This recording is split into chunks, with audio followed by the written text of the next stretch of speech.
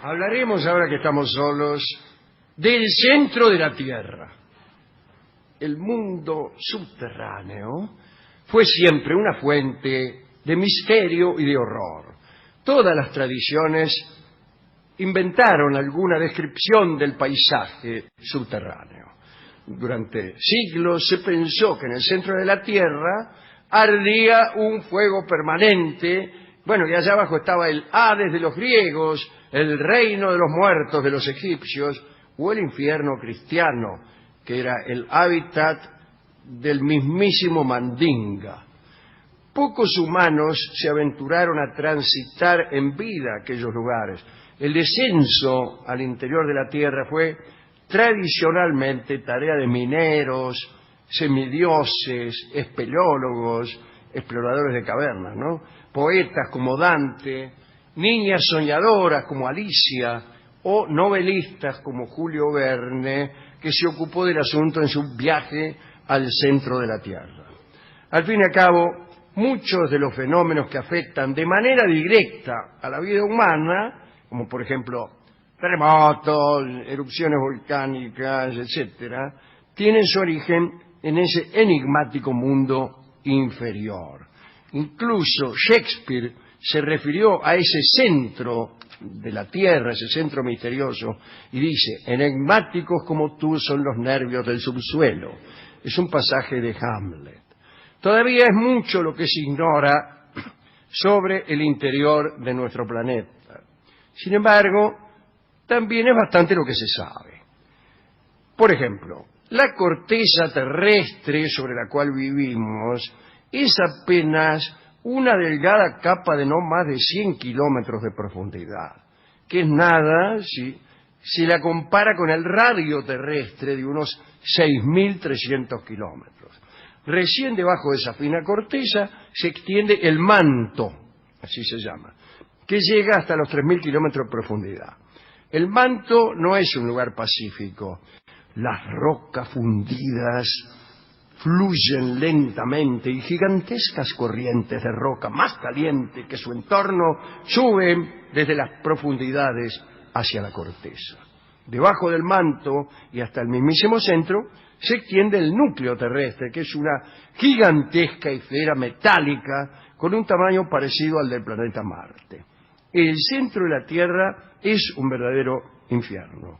Tiene una temperatura de unos 4 o 5.000 grados, apenas un poco menos que la superficie del Sol.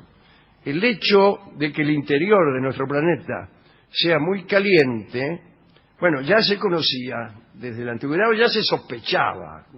No podían saberlo, pero podían sospecharlo. Y todos buscaban explicaciones. Decían: ¿por qué el centro de la Tierra es caliente? Y después explicaban.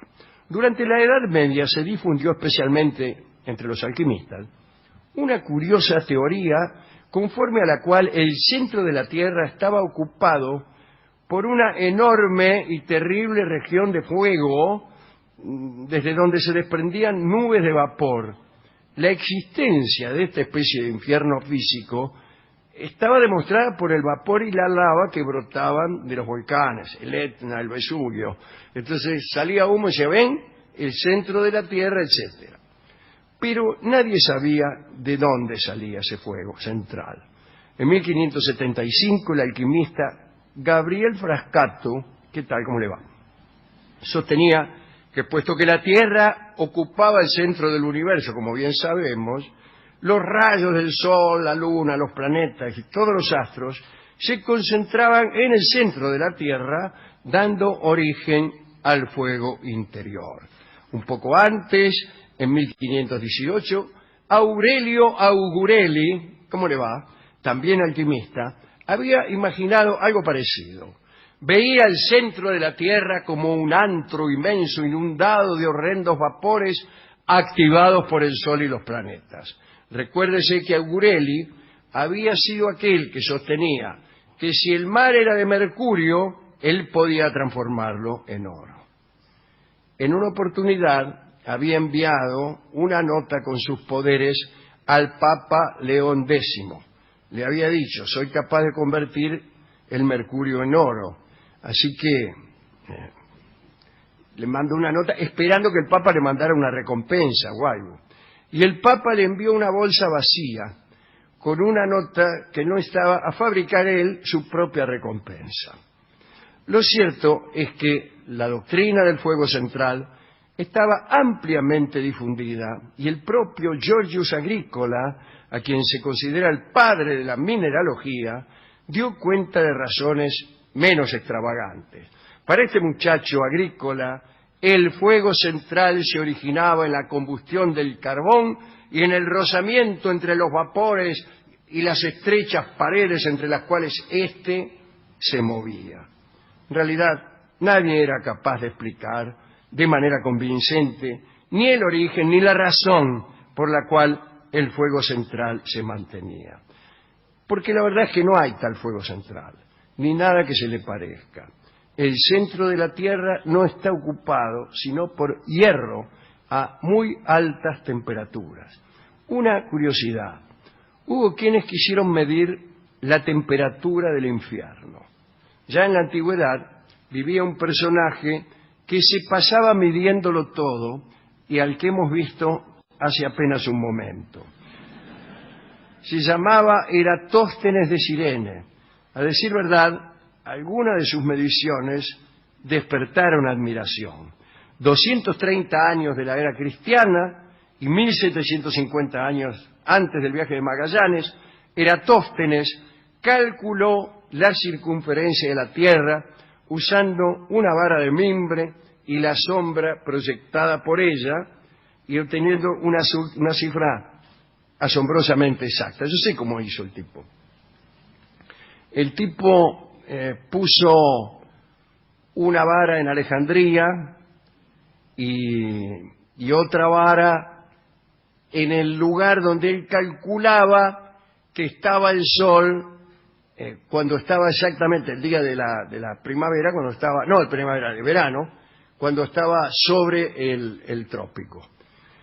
Y vio que había una diferencia de 8 grados en la inclinación de la sombra. Cuando vos pones el palito vertical exactamente sobre el sol del mediodía, no hay sombra ninguna. Si lo pones en Alejandría, tenés una sombra que te da un ángulo de 8 grados. Entonces basta con medir la distancia que hay entre Alejandría y esta ciudad, que se llamaba Siena también, y que estaba exactamente sobre el trópico, y decir, tantos kilómetros igual a 8 grados. 1 grado igual a tantos kilómetros sobre 8. 360 grados tanto, y ahí te da el diámetro de la Tierra. Este muchacho Eratóstenes lo calculó y dijo, eso más o menos me da 40.000 kilómetros, y apenas un poco mayor que el tamaño real de la Tierra. Muchos estudiosos se encargaron de mediciones fantásticas. Isaac Newton tuvo 3 obsesiones. Quería conocer la altura de la Torre de Babel, la latitud del paraíso terrenal y el peso del unicornio. Y ahí está nuestro amigo, el arzobispo James Ussher, aquel que calculó el día de la creación del mundo. Quiso también saber algo acerca de las temperaturas infernales, ¿no? Y Ussher la dedujo del Apocalipsis. Dice ahí, pero a los temerosos e incrédulos, a los hechiceros y a los idólatras, y a todos los mentirosos, su parte será en el lago ardiendo con fuego y azufre. Como la temperatura de evaporación del azufre es 444.6 grados centígrados, para que exista un lago de azufre en el infierno, debe ser la temperatura menor de 444, que es cuando el azufre se evapora, si no, no sería un lago. No deja de ser sorprendente e importante saberlo a la hora de decidir uno qué clase de vida va a llevar. Si uno se dispone a pecar, hay que pensar, son 444 grados o menos. Otros cálculos de Ussher son estos. Creación de la Tierra. La creación de la Tierra fue en el anochecer previo al domingo 23 de octubre del 4004 a.C. Expulsión de Adán y Eva del paraíso. lunes 10 de noviembre de 4004 a.C. Final del diluvio universal, o sea, el arca de Noé depositándose sobre el monte Ararat. Miércoles 5 de mayo de 2348 a.C. Digamos, para terminar, algo acerca de los movimientos de los continentes. Los continentes se mueven. Yo no sé para qué viajamos. Las ciudades semovientes son una buena idea. En vez de viajar uno a Córdoba, se para a esperar que pase.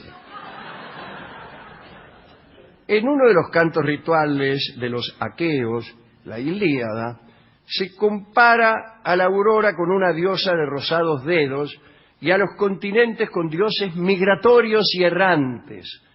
Homero tomó la primera metáfora, pero no la segunda, la de errantes, que fue recogida por el poeta romano Ennio Claudio, que la transmitió al Islam.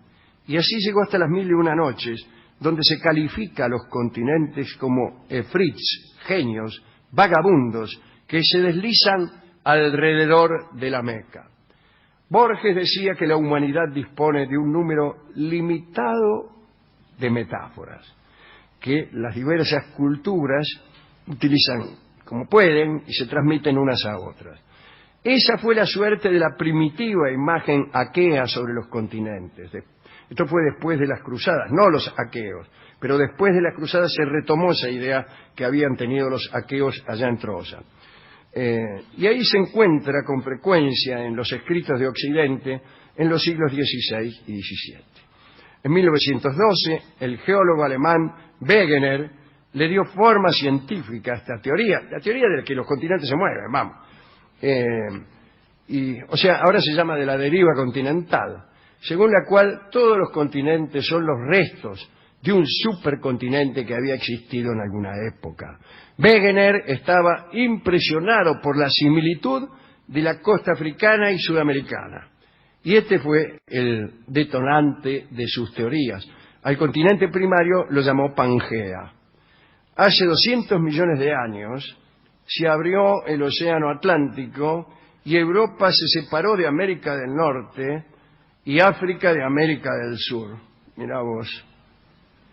Hace solo 35 millones de años, la India chocó con Asia y se incorporó a ella. Debió haber sido un día memorable. Bueno, hace 10 millones de años nada más, empezó a abrirse el Mar Rojo. Sí, uno se da cuenta que hace poco, porque veo que el Mar Rojo parece que todavía no estuviera muy abierto. Bien, un último detalle. Todas las religiones antiguas dieron cuenta de los terremotos. Para los griegos, el responsable era Poseidón, el dios de las aguas, que en las frecuentes disputas con otros dioses solía conmover la tierra firme y agitar las montañas como muestra de enojo, ¿no? En la versión japonesa, los terremotos estaban a cargo de Nanokami, ¿qué tal?, que también se ocupaba de la fertilidad. En el norte de Sudamérica existió alguna vez un tal Chibchacum. ¿Cómo me gustaría llamarme Chibchacum? Y que llevaba la tierra sobre sus hombros. Cada vez que Chibchacum se cansaba de su postura y pasaba la tierra de un hombro a otro, los nativos padecían terribles terremotos. Me acuerdo de otra tradición que dice que el Japón está enclavado sobre una especie de gigantesca sanguijuela que está ahí bajo tierra de norte a sur y que cada vez que se sacude la sanguijuela ocurren los terremotos. Me parece una explicación verdaderamente científica. En la isla de Samoa, cada vez que temblaba la tierra, o tal vez cuando había un eclipse, o a lo mejor cuando explotaba un volcán, los lugareños cantaban, acaso para aplacar a los dioses, o tal vez por puro gusto, esta canción, la canción de la tierra.